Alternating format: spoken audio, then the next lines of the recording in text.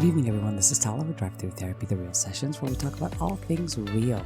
And tonight is no exception. We're talking about cheating. I'm going to be honest with you when we're talking about this topic because I serve you in no way when I'm sugarcoating it. So tonight it's going to be just as bold as I can make it as a therapist, working quite often with this theme of cheating. Tonight I want to talk about what is cheating, right? So this way there's no confusion and people don't blur those lines in definition, as well as why people cheat. And also, if you are on the betrayed end, what to expect from a person who's cheated, what to look for to see if there's any change so you can make a more informed decision. So let's first talk about the definition of what cheating is. And it's pretty clear. You and I can't confuse this. When two people enter into agreement that, implicit or explicit, about their exclusivity, two people in a relationship, they say, we're going to be exclusive. Now, this can be in a partnership that could be labeled as boyfriend-girlfriend or boyfriend-boyfriend, whatever it is, or it can be labeled in the form of a marriage. So the couple decide to be exclusive to one another. They make this commitment and this agreement. So it's a form of a contract between two people that say, I am exclusive with you. I will not be engaging in romantic interaction with other people. Just this one person, just you who I've committed to. Wonderful. Now, cheating breaks this agreement. It basically breaks this agreement in a few ways. One of which, first and foremost, the obvious thing is it lacks the consent of your partner. So if you decide to cheat, your partner has no consent about this because now you're bringing in a third party that you're wanting to invest in. Your partner is thinking you're only investing in them. You're bringing in a third party. This causes problems, as you can imagine. Of course, if this is sexually driven, you're also exposing your partner sexually to this other person that they did not consent to have in their life and certainly have in their body. Another way that this breaks the agreement between those two people is it breaches trust, and trust is the foundation of any relationship that you're trying to build, period. And so when this is breached by hiding, is another way that it's also breached, by exposing my partner to harm, to emotional hurt or harm, because now I've basically disrespected the relationship and dishonored it in a way because I broke the contract between those two people. So if you want a more logical perspective and less emotionally driven, basically it's a contract between two people that say, I'm going to keep my word and be committed to you. But one person or both might actually break that rule and seek whatever it is there needs to be met elsewhere outside of this contract. Now that is what cheating is. A lack of consent, all this stuff that's just the byproduct of morally of what cheating is. So cheating is the breaking of that contract. That's it. End of story. There is no leeway around this. There is no leeway because when we decide to be with another person, we are making that verbal commitment that whether you cheat or don't cheat, it doesn't make you a good person or a bad person. What it does, however, is definitely talk about something that needs to be addressed in us, the person that has betrayed another. Something that has to be addressed within us and healed, if you choose to heal that. But we'll talk about that in a little bit. Next thing I want to talk about is why people cheat. Now, some common statistics, and I think it's very difficult to gather statistics about this particular topic because of the nature of it and the shame involved in disclosing that you've cheated. But we can round it up to about 20 to 25% of men having reported that they have cheated on their partner at least once in their marriage. In dating relationships, about 20 to 40% of people have at one point verbalized that they have cheated at some point on their partner. So if you want to think about who cheats usually more often, it's going to be men report a little slightly higher than females in this case with physical overall cheating. But don't worry, women are catching up with that with that number. And I think that we're just going to see it increase as it goes. So I don't know why I'm giving you different genders here and there's statistics on them, but just for you to know. But again, all these numbers and statistics are not reliable to me. I'm just kind of throwing them out there for you because they just kind of give us a ballpark figure that we can work with. But in reality, it is not reliable because, like I said, it's very difficult to gather honest reports regarding this topic. So the surveys are going to be very, I don't know, kind of odd. But just, depending on how you want to define it, like between 1 out of 5, 1 out of 4 relationships is going to have some sort of reported infidelity in it. So just keep that in mind. Now, why people cheat, they will describe different things as their justification for cheating. Today, I'm only explaining them as explanations, not justifications, okay? But I'm going to just tell you some of the justifications people use for cheating, or another way to say that, breaking this contract that we have made with another person for exclusivity in this case. Some of the reasons people use can include maybe dissatisfaction with a relationship, unmet needs. People can use the excuse of, I'm not getting enough sex in a relationship, I'm not getting enough affection in a relationship, I'm not being able to communicate with my partner. They avoid talking to me, or they yell at me, or they scream at me. Some include justifications that have to do with maybe a resentment or revenge towards my partner because they've cheated. I'll go ahead and cheat. Also, a pretty obvious one would be like different beliefs about monogamy. It's like, oh yes, we'll get married, but to sustain monogamy is just a matter of a belief system that's not part of the couple or part of this individual who's cheating. All these things, to be honest with you, are just some of the reasons that confuse people, right? Because we can get caught up in these details, and I can look, if I've been betrayed and I'm looking at my partner and my partner gives me some of these really bullshit reasons, right? Like, oh, I'm not getting enough affection from you, that's why I went to go cheat on you. I think that's just playing on our insecurity as the person who's being betrayed.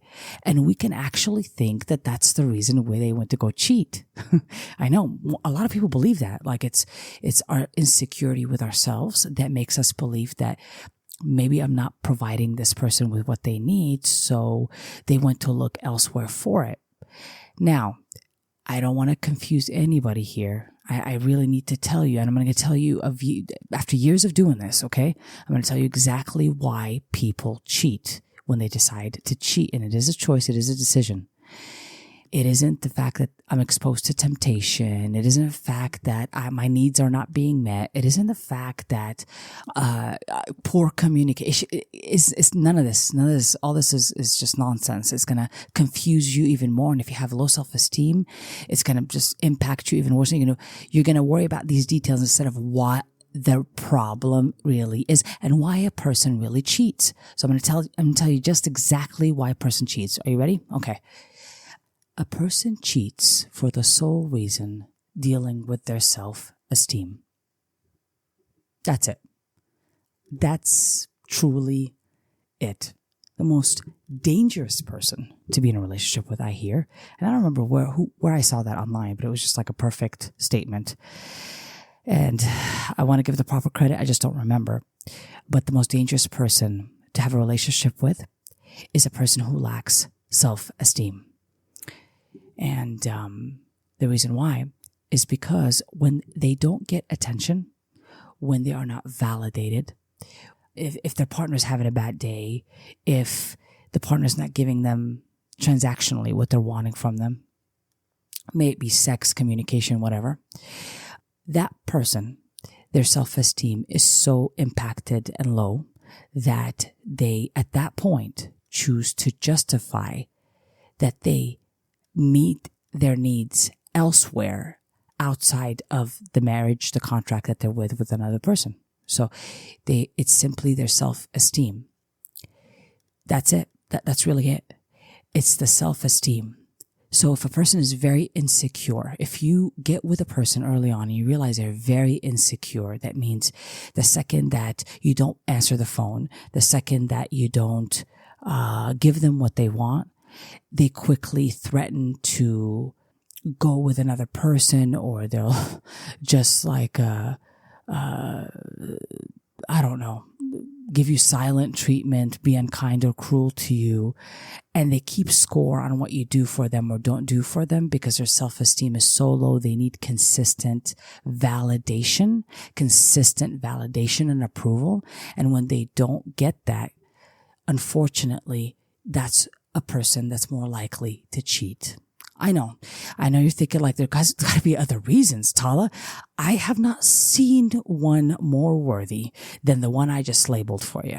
I know. I hear why other people think they cheated, but it really comes down to what I just said about their self-esteem. The most dangerous person that you're ever going to be in a relationship with is a person with low self-esteem, because the flimsier the self-esteem, paper thin, I mean really fucking paper thin, the flimsier that it is, the more likely they're gonna seek it elsewhere, because what's more important to them is meeting their selfish needs. It's a self-serving need to fill up their self-esteem. For them, they perceive that to be part of higher up on the value system in their beliefs than to treat another person with loyalty. So I just want you to know that in that way, a person with low self-esteem, they will choose to meet their own needs. They're occupied with that. They're obsessed with that. They're not necessarily obsessed with meeting the qualification of the principle of loyalty. I hope this is very clear. So this way, there is no messing around with the definition of and reasons why people cheat. I have it down to that. I really have to have it down to that, because along the way, I've been confused listening to people. Even in my own life, I've been confused of what cheating is and what it's and what it isn't. But when I think of it like that, it's a contract. The contract breaks. It breaks because one or two people are of low self-esteem. So in a lot of ways, I don't want anybody who's been betrayed to believe that they are the reason for a person to choose to cheat on them. I promise you, this ain't it.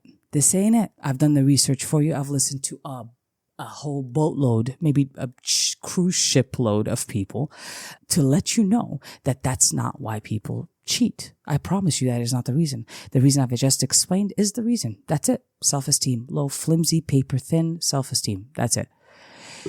So this particular issue is a problem larger than me as a partner who's been betrayed by this person who's cheated for me to fix. I can't fix this alone. This is not even fixable on my end. There's nothing I can do more or less of to keep the person from cheating.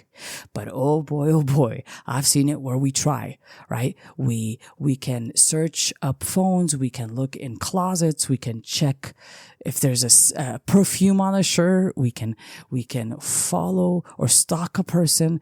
We could try to do all these false ideas of control, to think that maybe we can prevent another person from cheating but I assure you, the only thing that will prevent a person from cheating is to pick a person who has good self-esteem, who on really rough days, on really rough times, they'll communicate with you what will not come first in that moment to them, that I'm being ignored and I'm not getting my needs met and we're not having sex and they're not going to use these justifications. They're going to sit still and they're going to hang in there with you on those tough times instead of using that as an excuse to go meet their needs, and that'll be higher up on their value system. That's what I want you to do. I want you to know that there's no other way around this to explain this except the way I'm explaining it to you. Okay? So it is bigger than one person can fix.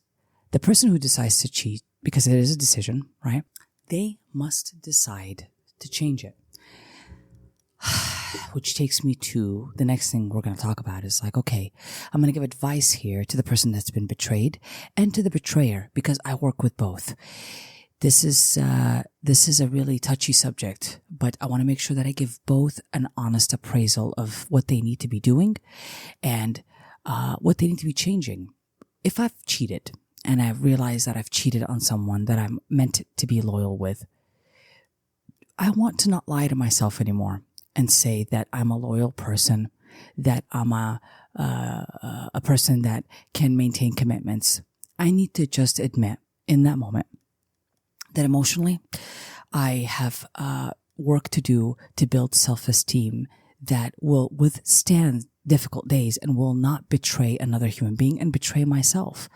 For example, if I want to be in a marriage, but yet I go cheat and I betray myself and I don't want to cheat, but I just go cheat, I'm also hurting myself along the way. I've never met a person who's cheated on another and is just happy as a clam, right?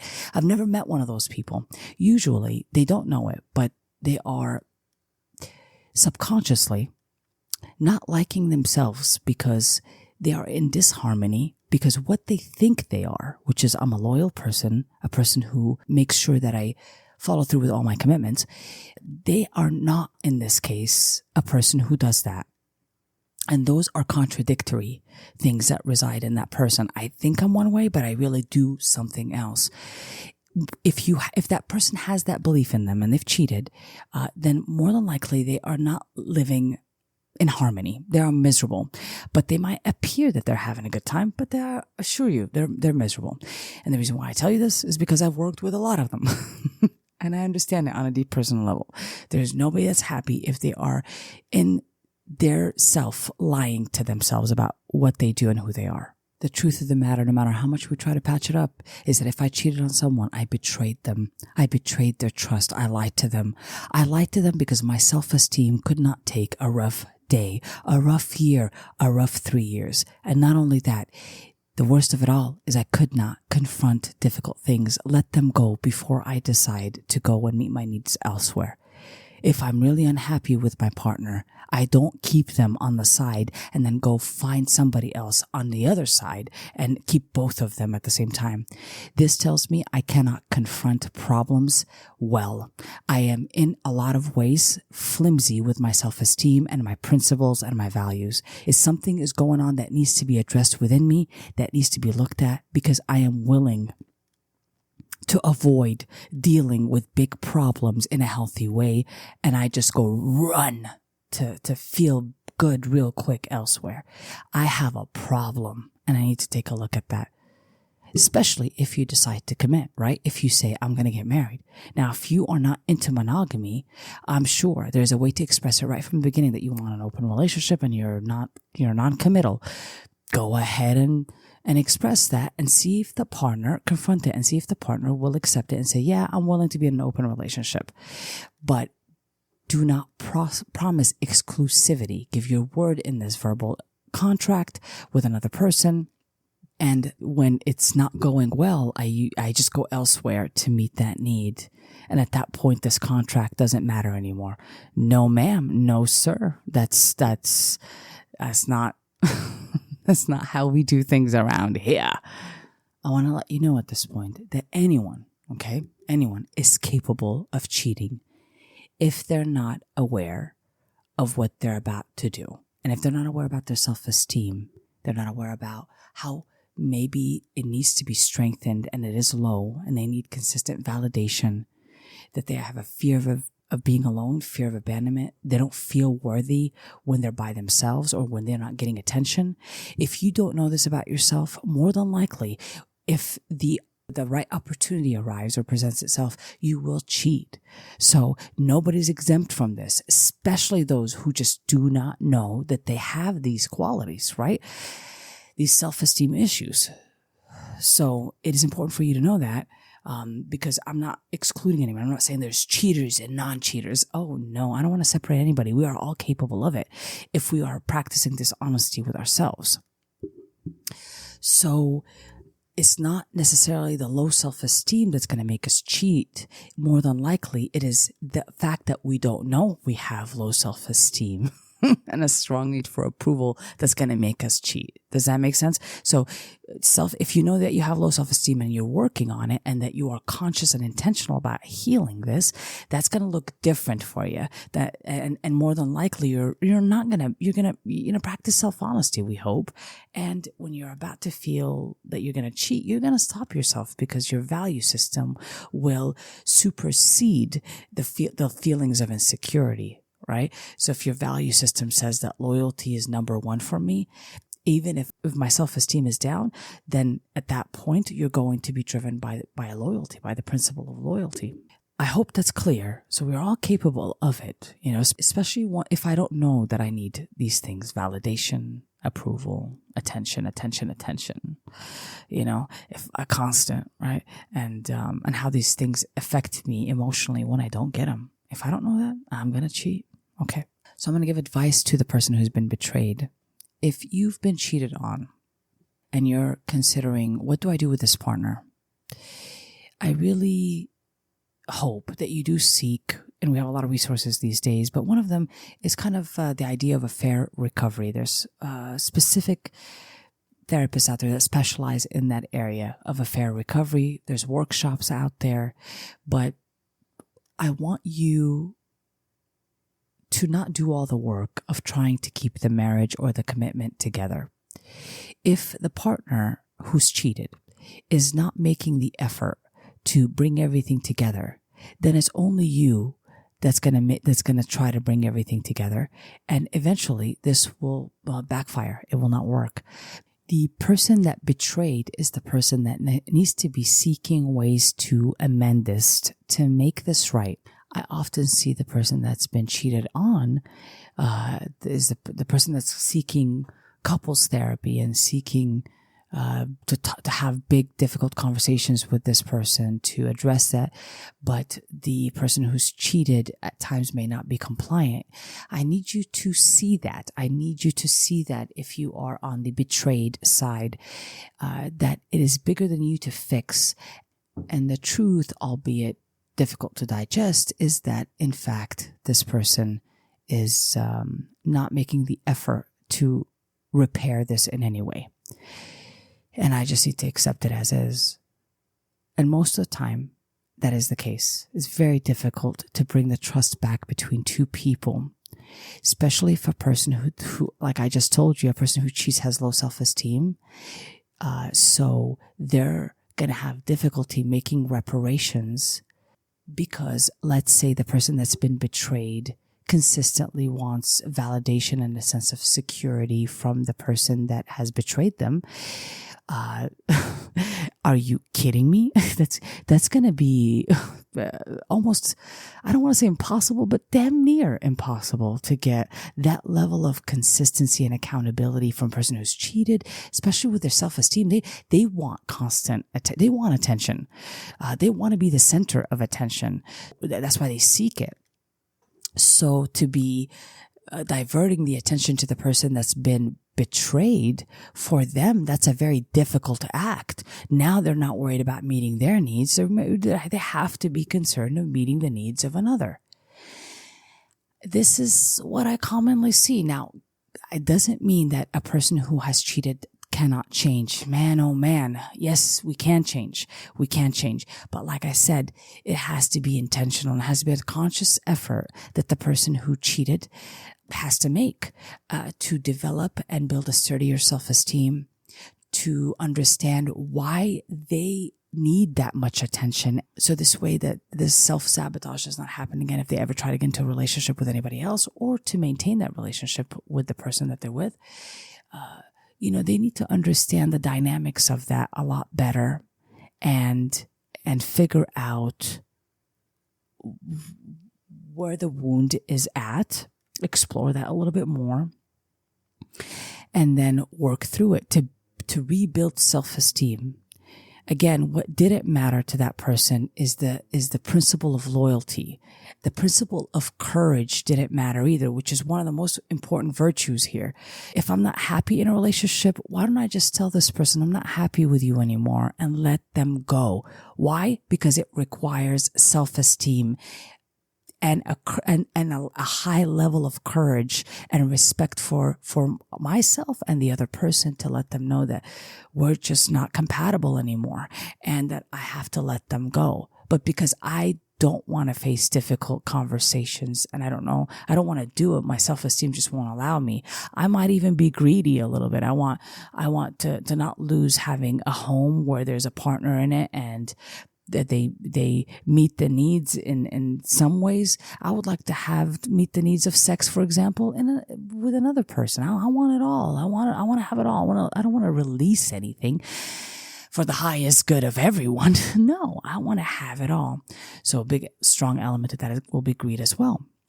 Working through that, if I am the person who's betrayed, I really got to pay attention to that and make sure that in treatment, I try to heal these aspects of me, expose them to myself first, and consciously make the effort to become more courageous and to build that self-esteem and to have difficult conversations.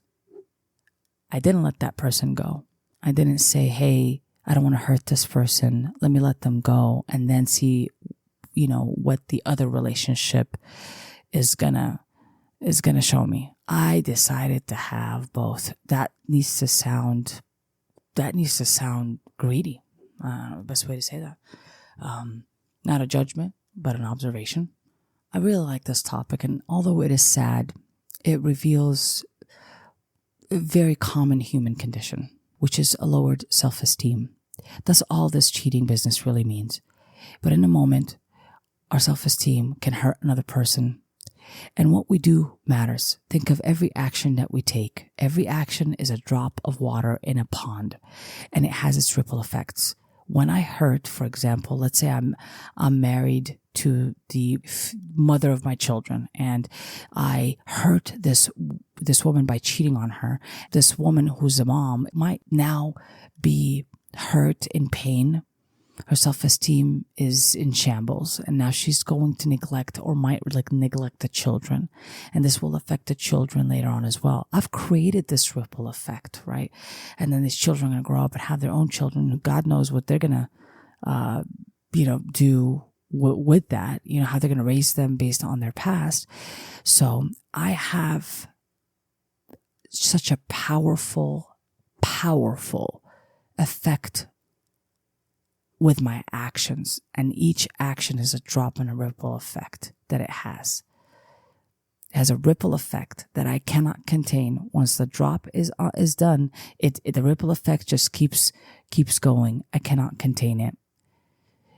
One of the things people might say is like, well, Tala, if I can't stop this ripple effect, then what? Or I can't contain it, or I can't take it back, then what's the point of talking about this? Well, because although I cannot take the ripple effects of this current action or this drop of water back, I can, however, start making other drops of water that will gently and kindly affect other people.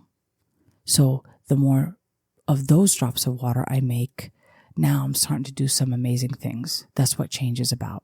I cannot change the past. I cannot. But what I can do is make sure that whatever next step I take, it is that of healing. There's no manual on living life, and we're gonna have to learn as we go. We're all learning as we go.